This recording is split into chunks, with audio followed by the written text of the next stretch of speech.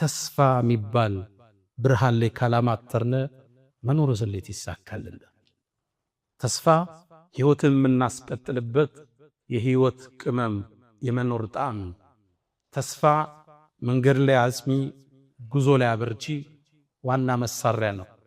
ተስፋ እሱን ለሰነቀ፣ ግብን ላለመ፣ ዓላማን ለተለመ ውድ ገጸ በረከት ነው። ተስፋን የሰነቁ ሰዎች ተራራውን ወጥተው ዳገቱን ተሻግረው ኮረብታውን ቧጥጠው ለስኬት ይበቃሉ። ተስፋን የሰነቁ ወንዞቹን አቋርጠው ባህሮችን ተሻግረው ማዕበሉን ረተው ወደ ዳርቻው ይደርሳሉ። ተስፋን የሰነቁ ህዝቦች ጨለማውን አልፈው ድግዝግዙን ተሻግረው ወደ ብርሃናማው ዓለም ይስተናገዳሉ። ተስፋን የሰነቁ ቸነፈሩን ተሻግረው ውርጩን ተቋቁመው ለስኬት ለድል ይበቃሉ። ተስፋ በሰው ልጆች ህይወት ውስጥ የሚያስፈልጋቸው መሰረታዊ ቅመም።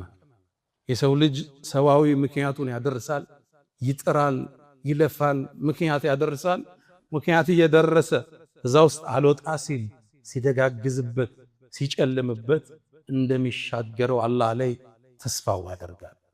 ተስፋ መሰረታዊ ህይወት ቅመም፣ የመኖር ጣዕም ዋና መሳሪያችን። የሰው ልጅ ተስፋ ሲያጣ አካሉ ራሱ ለበሽታ ይጋለጣል። አእምሮ ለሰውነት ማትረባነ አያልፍልህም፣ ይሄን ነገር አታልፈው የሚለውን መልእክት ይሰጠዋል። ሰዎች ተስፋ ሲያጡ ነው በሽታ ላይ። ለአንድ ማህበረሰብ ለአንድ ትውልድ ለውጥ ይመጣል፣ የተሻለ ነገ ይከሰታል።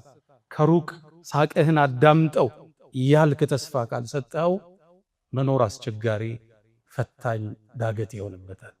እምልበረው በሁለት ክንፍ ነው።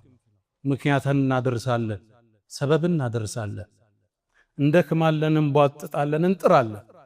እሷ ልሳካልን ሲል እንደማይሆን ሲሰማን ግን ተስፋን እንሰንቃለን። አላህ ላይ ተስፋ እንቆርጣለን። አላህ ቃል ገብቶልናል፣ ከጭንቅ በኋላ መፍትሄ አለ ብሎናል። ንጋቱ ቅርብ ነው ብሎናል። አለይሰ ሱብሑ ቢቀሪ፣ ለባሮቼ እኔ በቃለሁ ብሏል። አለይሰ አላሁ ቢካፊን ዓብደ። ይሄን የህይወት ፍልስፍና ነቢያቶች ውስጥ ታገኙታላችሁ። ይሄን አስተሳሰብ ለውጥን ያራመዱ አንዲት ሀገር ለውጥን ለማምጣት ለታተሩ ሰዎች ዋና ስንቅ ሆኗቸው ታሪክ ላይ ትመለከታላችሁ።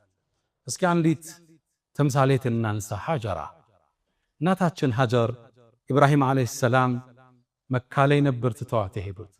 ያኔ መካ